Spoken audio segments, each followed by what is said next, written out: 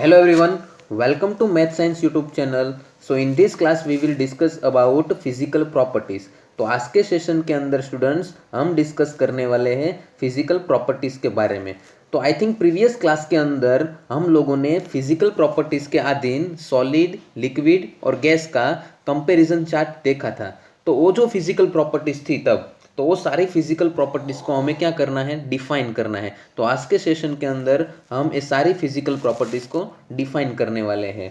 तो first we have to discuss rigidity. तो first of all हम डिस्कस करेंगे रिजिडिटी के बारे में। तो आप सभी को पता होना चाहिए कि what is meaning of rigidity, rigidity का मीनिंग क्या होता है। चलो देखते बारी बारी। चलो फर्स्ट पॉइंट। तो first point is that it is the property of matter to resist the change of its shape. एक वैसी प्रॉपर्टीज है जो मैटर के शेप को चेंज नहीं होने देती, मैटर के शेप को चेंज होने से रेजिस्ट कर रही है। तो रेजिस्ट करने वाली ये प्रॉपर्टीज को हम बोलेंगे रिजिडिटी। सेकेंड पॉइंट भी देखते हैं। सेकेंड पॉइंट में उसका मीनिंग दिखाया हुआ है। तो रिजिड का मीनिंग होता है, रिजिड मीन्स अनबेंडिंग और इनफ्लेक्सिबल। तो रिजिड का मीनिंग क्या होता है? अनबेंडिंग, जो बेंड नहीं होता वो, और इनफ्लेक्सिबल, जो फ्लेक्सिबल नहीं होता वो। तो अनबेंडिंग और इनफ्लेक्सिबल सब्सटेंस को हम क्या बोलेंगे? रिजिड सब्सटेंस बोल सकते हैं। और जो सब्सटेंस रिजिड होते हैं उसके अंदर कौन सी प्रॉपर्टीज प्रेजेंट होती है? उसके अंदर एक फिजिकल प्रॉपर्टीज प्रेजेंट होती है जिसका नाम है रिजिडिटी। तो लाइक स्टोन ले लो आप, ओके। आप सभी लोगों ने लाइमस्टोन और स्टोन को देखा ही होगा। तो आप स्टोन को देखो तो आपको क्या लगेगा? वो रिजिड लगेगा। तो इसीलिए a stone is rigid। क्यों रिजिड लगता है? Okay, a stone is rigid because it is a unbending और inflexible। क्योंकि वो अनबेंडिंग है, उसे बेंड नहीं कर सकते। इनफ्लेक्सिबल है यानी फ्लेक्सिबल भी नहीं हो सकता। तो इसीलिए स्टोन हमारे लिए क्या हुआ? Rigid substance. ओके, चलो सेकेंड प्रॉपर्टीज के बारे में भी डिस्कस कर लेते हैं। सेकेंड प्रॉपर्टीज हमारे लिए है कंप्रेसिबिलिटी। तो कंप्रेसिबिलिटी में क्या? कंप्रेसिबिलिटी का मीनिंग होता है कि कंप्रेस करना, प्रेशर से कंप्रेस करना।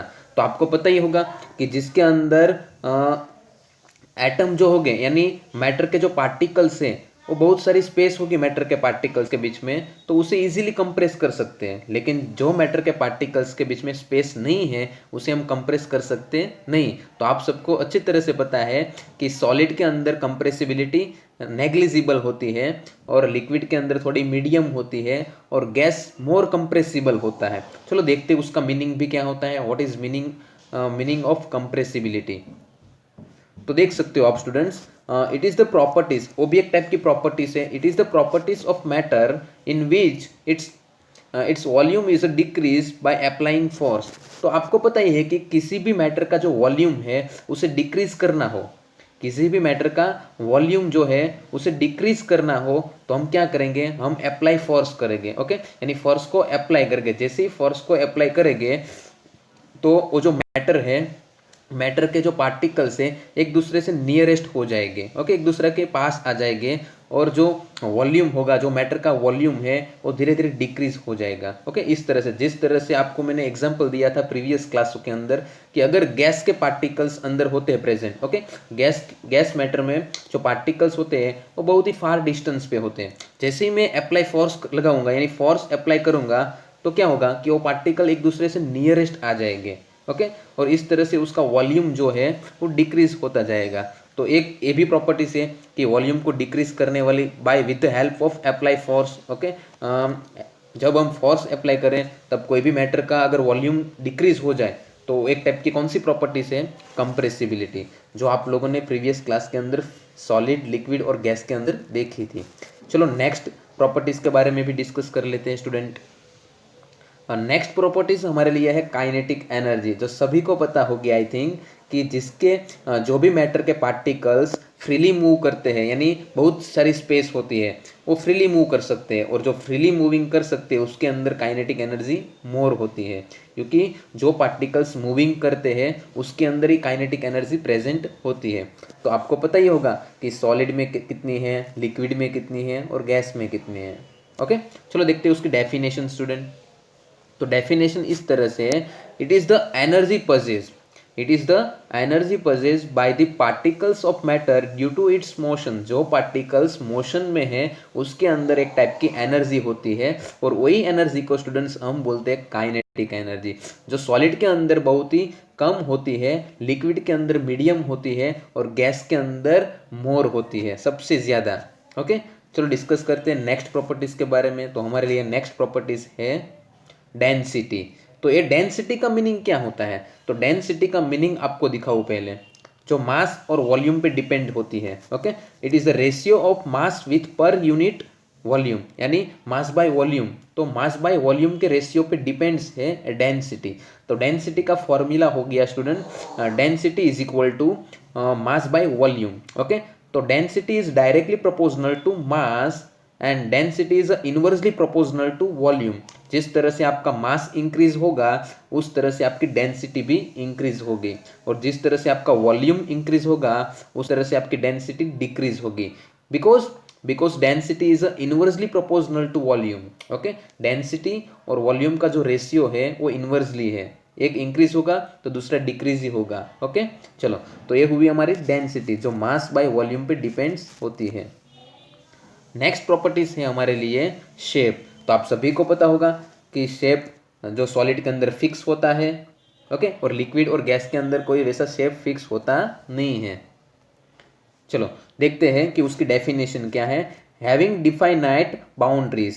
तो ये शेप जो है किसी भी मैटर की बाउंड्रीज को डिफाइनेट करती है। अगर बाउंड्रीज डिफाइनेट है तो उसे हम बोलेंगे कि उसका शेप जो है वो फिक्स है।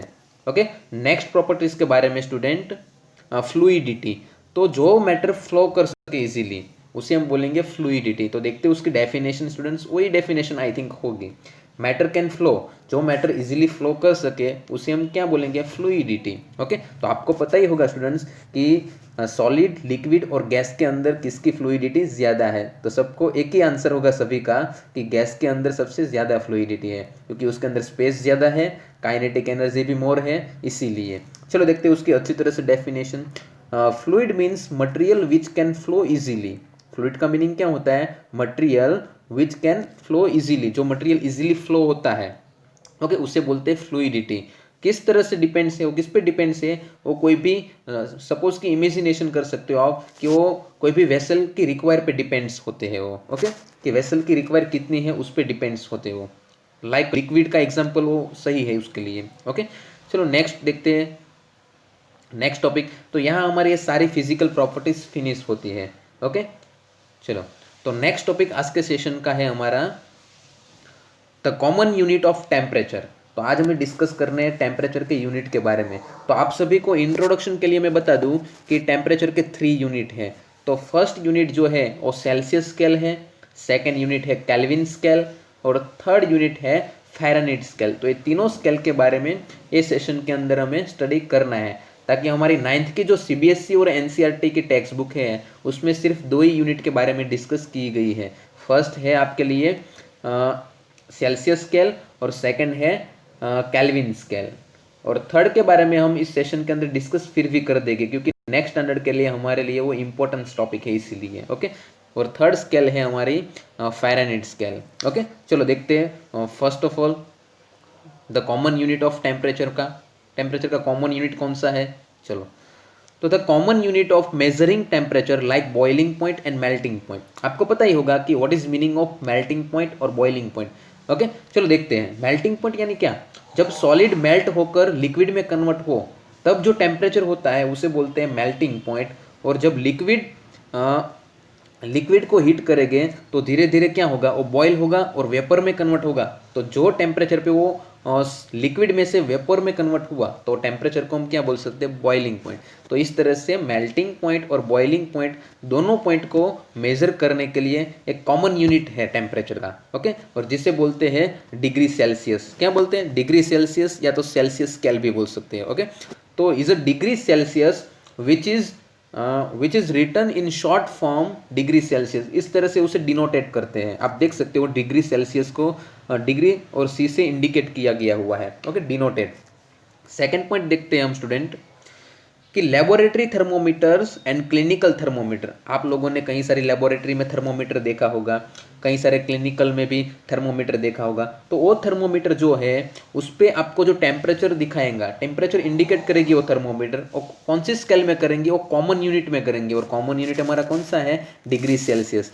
तो लेबोरेटरी में थर्मोमीटर और क्लिनिकल में जो थर्मोमीटर हम यूज़ कर रहे हैं वहाँ आपको टेम्परेचर सेल्सियस में दिखाए जाएंगे, कैलिब्रेट किए जाएंगे। ओके, इसीलिए हमारा ये पॉइंट है कि laboratory thermometers and clinical thermometers are calibrated on Celsius scale of temperature. Okay, तो उम्मीद रखता हूँ कि सभी लोगों को कॉमन यूनिट्स ऑफ टेम्परेचर समझ में आ गया। कौन सा कॉमन यूनिट है, डिग्री सेल्सियस। ओके, चलो देखते हैं नेक्स्ट हमारा ऐसा यूनिट क्या है टेम्परेचर का। ओके, तो टेम्परेचर का ऐसा यूनिट भी देख ले, क्योंकि ये बहुत बार एग्जाम में रिपीट होता है कि व्हाट इज ऐसा यूनिट ऑफ टेम्परेचर। तो आपको एक ही आंसर देना है, केल्विन स्केल। कौन सी स्केल, केल्विन स्केल। ओके, तो ऐसा यूनिट ऑफ टेम्परेचर देखते हैं उसका फर्स्ट पॉइंट क्या है। तो kelvin scale of temperature which is use by the scientist. Okay, एक ये स्केल का यूज कौन कर रहे हैं, साइंटिस्ट कर रहे हैं। किसके लिए, किस पर्पज से कर रहे हैं, scientist mainly for research work. तो साइंटिस्ट जो होते हैं वो अपने रिसर्च वर्क के लिए कौन सी स्केल यूज करते हैं, टेम्परेचर की केल्विन स्केल यूज करते हैं, जिसे हम ऐसा यूनिट भी बोल सकते हैं। ओके, चलो नेक्स्ट पॉइंट देखते हैं, उसे डिनोटेड किससे किया जाता है। तो ऐसा यूनिट ऑफ मेजरिंग टेम्परेचर, ऐसा यूनिट क्या है, मेजरिंग टेम्परेचर को मेजर करने वाला एक यूनिट है। Okay, is a kelvin which is denoted by the symbol के। उसका सिंबल सिर्फ क्या है, के है। तो फर्स्ट जो थी वो कॉमन टेम्परेचर, कॉमन यूनिट था जिसका नाम था डिग्री सेल्सियस। सेकंड है केल्विन जिसका नाम है केल्विन स्केल। और थर्ड के बारे में हम डिस्कस करेंगे, लेकिन इतना ज़्यादा डीप में डिस्कस करेंगे नहीं, सिर्फ कन्वर्जन देखेंगे। अब नेक्स्ट टॉपिक के अंदर हमें वही पढ़ना है कि फर्स्ट हमने पढ़ा है कि common unit of temperature, second हमने पढ़ा ऐसा यूनिट ऑफ टेम्परेचर, यानी फर्स्ट हमारा था सेल्सियस स्केल और सेकंड थी हमारी केल्विन स्केल। तो चलो देखते हैं उन दोनों का रिलेशन क्या होता है। ओके, अगर एग्जाम में वैसा कोई क्वेश्चन आए कि हमें टेम्परेचर चेंज करना है, कन्वर्ट करना है सेल्सियस टू केल्विन और केल्विन टू सेल्सियस, तो हमें कौन सा एक रिलेशन पता होना चाहिए। चलो वो रिलेशन के बारे में डिस्कस कर लेते हैं। Okay, the relations between kelvin scale and Celsius scale. Okay, चलो देखते हैं रिलेशंस उसका। ओके, तो रिलेशन के लिए kelvin is equal two degree Celsius plus 273.15। तो एक फॉर्मूला है, आपको याद रखना है। ओके, फॉर्मूला फिर से मैं रिपीट कर रहा हूँ, listen carefully. Kelvin is equal two degree Celsius plus 273.15। अगर आप 0.15 ना लगाओ तो भी कोई प्रॉब्लम नहीं, ये राउंड किया गया ही है, 273 लिखे जाते हैं मोस्टली। ओके, तो आपको भी 273 ही लिखना है। ओके, चलो, तो अगर आपका टेम्परेचर डिग्री सेल्सियस में हो और आपको कन्वर्ट करना किस में हो, केल्विन में, तो आप ये फॉर्मूला यूज कर सकते हो। अगर कन्वर्ट केल्विन में करना है आपको, तो फर्स्ट फॉर्मूला यूज करना है, kelvin is equal two degree Celsius plus 273.15। Okay, अगर आपका टेम्परेचर सेकंड केस के अंदर अगर आपका टेम्परेचर केल्विन में हो और आपको कन्वर्ट किस में करना है, सेल्सियस स्केल में करना है, तो उसके लिए आपको सेल्सियस का फॉर्मूला क्रिएट करना होगा। चलो मैं सेल्सियस का फॉर्मूला क्रिएट कर रहा हूँ स्टूडेंट्स। तो degree Celsius is equal to K minus 273.15। तो ये फॉर्मूला मेरे लिए बेस्ट रहेगा। ओके, जब मेरा टेम्परेचर केल्विन में हो और मुझे कन्वर्ट करना हो सेल्सियस स्केल में, तो सेकंड फॉर्मूला यूज करेंगे। रिमेंबर रखना, ओके, याद रखना स्टूडेंट कि मैं कौन सा फॉर्मूला यूज करूंगा। ओके, चलो हम एग्जाम्पल भी देखेंगे, लेकिन थर्ड वाला रिलेशन आपको दिखा दूं कि अगर आपका टेम्परेचर फ़ारेनहीट स्केल में हो, कौन सी स्केल में हो, फ़ारेनहीट, और आपको कन्वर्ट करना हो सेल्सियस में, तो उसके लिए कौन सा फॉर्मूला, फिर से बोल रहा हूँ, याद रखना, इंपॉर्टेंस टॉपिक है, just information. Okay, only information के लिए। अगर आपका टेम्परेचर फ़ारेनहीट स्केल में है, कौन सी स्केल में है, फ़ारेनहीट, और आपको कन्वर्ट करना है सेल्सियस में, डिग्री सेल्सियस में, तो आप कौन सा फॉर्मूला यूज करोगा, आपके लिए रिलेशन कौन सा होगा। ओके, तो देखते हैं रिलेशन थर्ड। तो डिग्री सेल्सियस में मुझे कन्वर्ट करना है, इसलिए मैं स्टार्टिंग में लिखूंगा degree Celsius is equal to, पूरा फॉर्मूला इस तरह से है। Okay, degree Fahrenheit -32 bracket finish multiply 5/9। तो ये फॉर्मूला यूज करना है अगर आपको टेम्परेचर फ़ारेनहीट में दिया हो तो। अगर आपको टेम्परेचर फ़ारेनहीट में दिया है और आपको कन्वर्ट करना है डिग्री सेल्सियस में, तो ये थर्ड वाला केस आप लगा सकते हो। ओके, चलो तीनों केस आपको, ये तीनों फॉर्मूला अच्छी तरह से याद रह गए होंगे। तो हम एक एग्जांपल भी ले लें। तो तो एग्जाम्पल से हमें ज़्यादा मजा आएगी। ओके चलो, तो एग्जाम्पल देखते हैं वैसे कन्वर्जन वाले। ओके, केल्विन टू सेल्सियस और सेल्सियस टू केल्विन, ओके, और फ़ारेनहीट टू सेल्सियस, वैसे कन्वर्जन वाले एक एग्जाम्पल देख लेते, बहुत ही नॉर्मली इजी एग्जाम्पल है। चलो, तो एक आपका क्वेश्चन स्टार्ट होता है। ओके, आपका क्वेश्चन स्टार्ट होता है। क्वेश्चन ध्यान से सुनना, listen carefully. Convert the following temperature, अभी दिए नहीं है, अभी दूंगा मैं आपको। Convert the following temperature of Celsius scale. आपको टेम्परेचर किस में कन्वर्ट करने हैं? सेल्सियस स्केल में कन्वर्ट करने हैं। ओके चलो देखते हैं एग्जाम्पल। फर्स्ट एग्जाम्पल है 98 डिग्री फ़ारेनहीट। तो आपको 98 डिग्री फ़ारेनहीट को किस में कन्वर्ट करना है? सेल्सियस स्केल में करना है, क्योंकि हमारा क्वेश्चन है कन्वर्ट द फॉलोइंग टेम्परेचर, ये टेम्परेचर है फ़ारेनहीट में। Okay, convert the following temperatures of Celsius scale, आपको इसे किस में कन्वर्ट करना है? सेल्सियस में। और आपको फॉर्मूला अच्छी तरह से आता है, थर्ड नंबर का फॉर्मूला आई थिंक यूज होगा। ओके चलो, सेकेंड एग्जाम्पल भी देखते हैं। चलो, सेकेंड एग्जाम्पल है 300 केल्विन। ओके, तो हमारा टेम्परेचर है 300 केल्विन और उसे हमें कन्वर्ट किस में करना है? हमारा क्वेश्चन था कि convert the following temperatures of Celsius scale. तो ये दोनों टेम्परेचर को हमें कन्वर्ट करना है सेल्सियस के अंदर। ओके, सेल्सियस स्केल के अंदर। तो एक मैं करवाऊँ और एक आप लोगों को होमवर्क में दूंगा। ओके चलो, जो मुझे कमेंट में आपको बताना है। चलो देखते हैं उसका आंसर क्या आता है। तो फर्स्ट देख लेते हैं 98 डिग्री फ़ारेनहीट को हम कन्वर्ट करेंगे सेल्सियस के अंदर, तो मैं थर्ड नंबर का फॉर्मूला रखूंगा। ओके, तो थर्ड नंबर का हमारा स्टूडेंट फॉर्मूला कौन सा था? तो चलो देखते थर्ड नंबर का formula. Okay, degree Celsius is equal two degree Fahrenheit -32 multiply 5/9। तो मेरी वैल्यू कौन सी दी है? मुझे वैल्यू दी है फर्स्ट क्वेश्चन में 98 डिग्री फ़ारेनहीट, तो मैं रख दूँ एफ की जगह पे 98 फ़ारेनहीट। ओके चलो, मैं रख देता हूँ। ओके चलो, मैंने रख दी वैल्यूज 98, एफ की जगह पे 98 डिग्री फ़ारेनहीट -32 मल्टीप्लाई 5/9, जैसा था वैसा ही रखा हुआ है मैंने। चलो थर्ड स्टेप में हम क्या करेंगे? थर्ड स्टेप में हम करेंगे, चलो 98 -32, तो कितना आंसर है यहाँ? 66 और मल्टीप्लाई 5/9। अगर आप सिंपल ये इतना करोगे तो आपका फाइनल आंसर जो है वो आ जाएगा 36.66 डिग्री सेल्सियस। ओके, तो आपका फाइनल आंसर क्या आ गया? 36.66 डिग्री सेल्सियस। तो आपके जो है फ़ारेनहीट, आपने कितना फ़ारेनहीट लिया था टेम्परेचर? आपने फ़ारेनहीट लिया था 98 फ़ारेनहीट, आपका कन्वर्ट हुआ सेल्सियस में, कितना हो गया? 36.66 डिग्री सेल्सियस। तो उम्मीद रखता हूँ कि ये न्यूमेरिकल से आप सभी लोगों को अच्छी तरह से समझ में आ गया होगा। तो आपका होमवर्क है सेकंड नंबर का न्यूमेरिकल्स, यानी 300 केल्विन को आपको कन्वर्ट करना है सेल्सियस में, जिसके लिए आप कौन सा फॉर्मूला यूज़ करोगे? जिसके लिए आप सेकंड नंबर का फॉर्मूला यूज़ करोगे। मैं फॉर्मूला आपको रिमेंबर करवा देता हूँ। Okay, degree Celsius is equal to K -273.15, क्योंकि आपके के की वैल्यू दी हुई है। ओके, तो ये फॉर्मूला यूज़ करके आंसर मुझे कमेंट में बताना। ओके चलो, तो उम्मीद रखता हूँ कि सभी लोगों को ये सारी थियरी, फिजिकल प्रॉपर्टीज़ और टेम्परेचर वाली थियरी समझ में आ गई होगी। Thank you for watching. अगर आपको ये वीडियो पसंद आई हो तो अपने फ्रेंड के साथ उसे शेयर कीजिए, सब्सक्राइब कीजिए और साथ ही बेल आइकन को प्रेस कीजिए, ताकि जब भी यूट्यूब पर नई वीडियो ऐड हो तो फर्स्ट लिंक आपके पास, यानी नोटिफिकेशन आपके पास आए। ओके।